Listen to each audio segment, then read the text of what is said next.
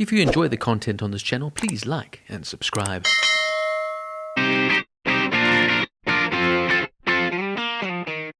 On October 21st, 2021, at the Bonanza Creek Ranch in Bonanza City, New Mexico, cinematographer Halyna Hutchins was fatally shot, and director Joel Souza was injured on the set of the film Rust when actor Alec Baldwin discharged a live round from a revolver he was using as a prop. The incident was investigated by the Santa Fe County Sheriff's Office and the Federal Bureau of Investigation. Writer and director Joel Souza conceived the story for Rust with actor and producer Alec Baldwin. The Western film was produced on a small budget of $6 to $7 million and was Baldwin's passion project. Its distribution rights were sold for $2 million during the pre-production phase. The production had a filming schedule of 21 days. Responsible for overseeing all the weapons on set was the production's property key assistant and armorer Hannah Gutierrez-Reed, stepdaughter of longtime industry armorer Thel Reed. This would be her second time serving as an armorer. On her first film, The Old Way, several crew members complained about her handling of firearms, including an incident in which she discharged a weapon without warning and caused lead actor Nicolas Cage to walk off set. David Halls was the assistant director. In the aftermath of the incident, former colleagues reported that Halls faced complaints in 2019 about his behavior during the filming of 2 episodes of Into the Dark. The complaints indicated that he allegedly disregarded safety protocols by ignoring blocked exits and a fire lane. In the same year, Halls had been fired from working on the film Freedom's Path after a firearm discharged unexpectedly on set, wounding a crew member. The beginning of Rust's production came amidst potential strike by members of the International Alliance of Theatrical Stage Employees over working conditions and low pay. Cinematographer Halyna Hutchins supported the cause. She wrote in an Instagram post, "Standing in solidarity with our IATSE crew here in New Mexico on Rust." Some crew members claim firearm safety protocols were not distributed with call sheets and were not strictly followed on set. They claim a medic was absent during the construction of the film sets. Crew members grew upset with what they claimed was the lack of adequate hotel rooms, and also complained about working 13 hours around the clock. Some claimed they were only left with 6 hours to sleep after long drives home. It also was reported that some crew members believed they were mocked for wanting to avoid a 1-hour drive from Albuquerque. Several crew members also cited they were not being paid on time, and that there was lack of COVID safety protocols in place. Before the incident occurred, 2 prop guns had previously fired a total of 3 times unintentionally. Baldwin's stunt double had accidentally fired 2 blanks when he was told a prop gun was cold, and the film's prop master shot herself in the foot with a blank round. On the morning of October 21st, 2021, which was to be the 12th day of filming, 7 unionized members of the film camera crew collected their belongings at approximately 6:30 a.m. They claimed they were told to leave the set, with the producer threatening to call the police, and they were replaced. According to a statement given to the Wrap by an anonymous insider, several crew members took a number of prop guns off set that day, including the firearm involved in the incident, to pass the time at shooting beer cans with live ammunition. After a lunch break, the prop guns had been returned. It is not clear if the firearms were ever checked again. On October 26th, the Santa Fe County District Attorney said that these claims were still unconfirmed.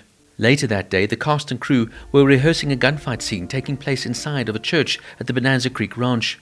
Firearms and ammunition were retrieved from a locked safe, and armorer Hannah Gutierrez-Reed placed 3 guns to be used in filming on a cart.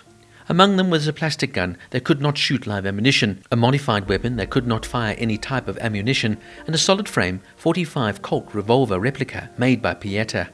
According to a search warrant, the guns were briefly checked by Gutierrez-Reed before assistant director David Halls took the Pieta revolver from the prop cart and handed it to Baldwin. In a subsequent affidavit, Halls said the safety protocol regarding this firearm was such that Halls would open the loading gate of the revolver and rotate the cylinder to expose the chambers so he could inspect it himself. After the shooting, Halls said in an affidavit, Gutierrez-Reed retrieved the weapon and opened it, and Halls said that he saw 4 rounds, which were plainly blanks, and 1 which could have been a remaining shell of a discharged live round. In the warrant, it further stated that Halls announced the term cold gun, meaning that it did not contain live rounds. Hall's lawyer, Lisa Taraco, later sought to assert that he did not take the gun off the cart and hand it to Baldwin as reported, but when pressed by a reporter to be clear, she refused to repeat the assertion. The B camera operator, Reed Russell, was situated on a camera dolly looking at the monitor, with Hutchins and Souza both nearby. The scene involved Baldwin's character removing a gun from its holster and pointing it towards the camera. The trio behind the monitor were 2 feet from the muzzle of the firearm, and none of them were wearing protective gear, such as noise-cancelling headphones or safety goggles. The trio behind the monitor began repositioning the camera to remove a shadow, and Baldwin began explaining to the crew how he planned to draw the firearm. He said, "So I guess I'm going to take this out, pull it, and go bang." When he removed it from the holster, the revolver discharged a single time. Baldwin denied pulling the trigger of the gun, while ABC News described the later FBI report stating that the gun could only fire if the trigger was pulled. Assistant Director Halls was quoted by his attorney as saying that Baldwin did not pull the trigger and that Baldwin's figure was never within the trigger guard during the incident. When the gun fired, the projectile travelled towards the three behind the monitor. It struck Hutchins in the chest, travelled through her body and hit Souza in the shoulder. The script supervisor, Mamie Michelle, called 911 at 1:46 p.m. and emergency crews appeared 3 minutes later. Footage of the incident was not recorded. Hutchins was later flown by helicopter to the University of New Mexico Hospital in Albuquerque, where she was later pronounced dead. Souza was treated by EMS and transported by ambulance to a medical center in Santa Fe, where he was admitted and released the following morning. As a result of the incident, production on Rust was suspended indefinitely, though co-producer Joel Souza was confident the film would resume production once the investigation ended. However, Nignam later clarified he meant to express optimism and hope rather than confidence, as he stated that many involved in the production hoped to honor Hutchins by completing her final work. On October 21st, the Santa Fe County Sheriff's Office said it was investigating what type of projectile was discharged and how the event occurred. Baldwin was questioned and left without charges filed. On October 22nd, Baldwin sent out a tweet expressing his shock and sadness.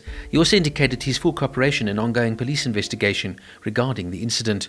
On October 27th, the Sheriff's Department said they had uncovered 600 items of evidence, including 500 rounds of ammunition, which were a mix of blanks, dummy rounds, and suspected live rounds. They added that the projectile had been recovered from Souza's shoulder, which they had categorized as a suspected live round.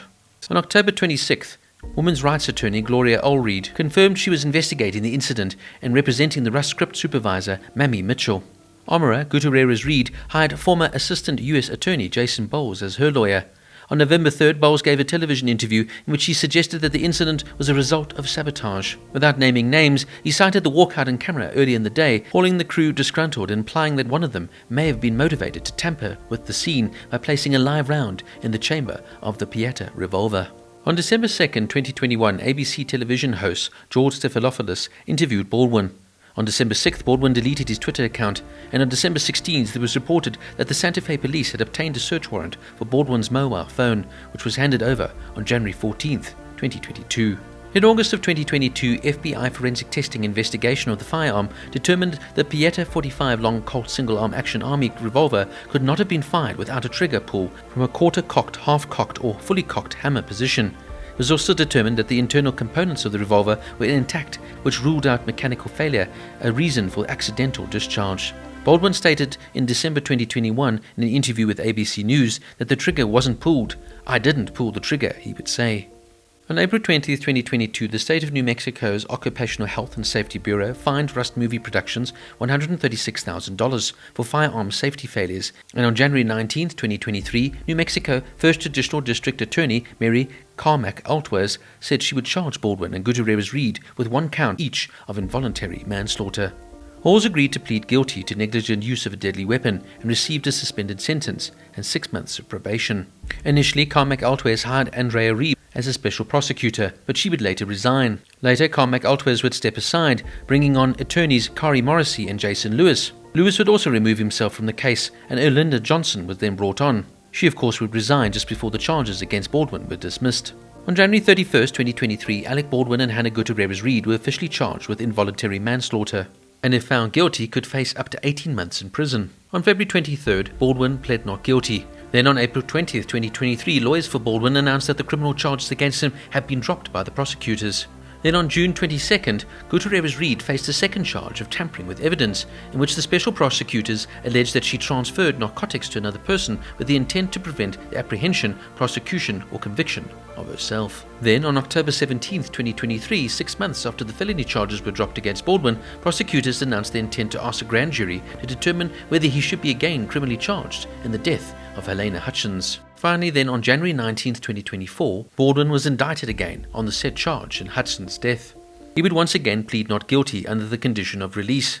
Then on March 6, 2024, after a jury deliberated for about 2 hours, Gutierrez-Reed was found guilty on the charge of involuntary manslaughter, but acquitted of tampering with evidence.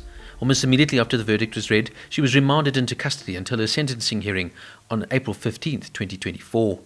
On March 29th, the judge denied a motion for her lawyers for a new trial. On April 15th, Gutierrez-Reed was sentenced to 18 months in prison. Later in May, Santa Fe-based Judge Mary Marlowe Sumner denied a motion which was filed by Baldwin to dismiss his trial, thus clearing the way to move forward. The trial would begin on July 9, 2024. On the first day, 12 jurors and 4 alternative jurors would be selected. On July 10th, opening statements got underway, with prosecution arguing that the gun, which was assigned to Baldwin when the shooting took place, worked perfectly fine, and that Baldwin didn't do a proper gun safety check, especially in light of an inexperienced armorer who was only working on her second film, and that he recklessly pulled the trigger in disregard for Miss Hutchins' safety. On the evening of July 11, 2024, Baldwin's lawyers filed a motion to dismiss the case over allegations prosecutors had evidence regarding the source of bullets loaded into the gun. A set of bullets had been submitted to the authorities, with the witness claiming the bullets were related to the Rust case, but the bullets were found under a different case and the defense were not informed by them. The next day, on July 12th, Judge Mary Marlowe Sumner dismissed the case with prejudice over a Brady disclosure violation. Judge Sumner found that the authorities had unilaterally withheld supplemental report regarding the bullets. Santa Fe County Sheriff's Officer made the decision, and apparently also with the prosecutor, that the evidence was of no evidentiary value and failed to connect the evidence to the case. Sumner further opinioned that the authorities' willful withholding of this information was intentional and deliberate. If this conduct does not rise to the level of bad faith, she would say, it certainly comes so near to bad faith as to show signs of scorching prejudice. Shortly after the criminal case was dismissed, lawyers for Hutchins' widower and parents announced that they would seek civil litigation against the actor. The incident prompted a public discussion on occupational safety in the film industry, the treatment of its employees, and the use of real guns as props. Shannon Lee, the sister of Brandon Lee, an actor who was killed by a similar accidental shooting from a prop firearm on the film set of The Crow in 1993, called for mandatory gun safety training and reducing the use of firearms as props, stating that with all the special effects that are possible and all the technology, that there is no reason to have a prop gun or gun on the set that can fire a projectile of any sort. In the midst of all this tragedy, accusations and trial drama, let us not forget the lost life here of Halyna Hutchins, who died at just the age of 42, doing what she loved.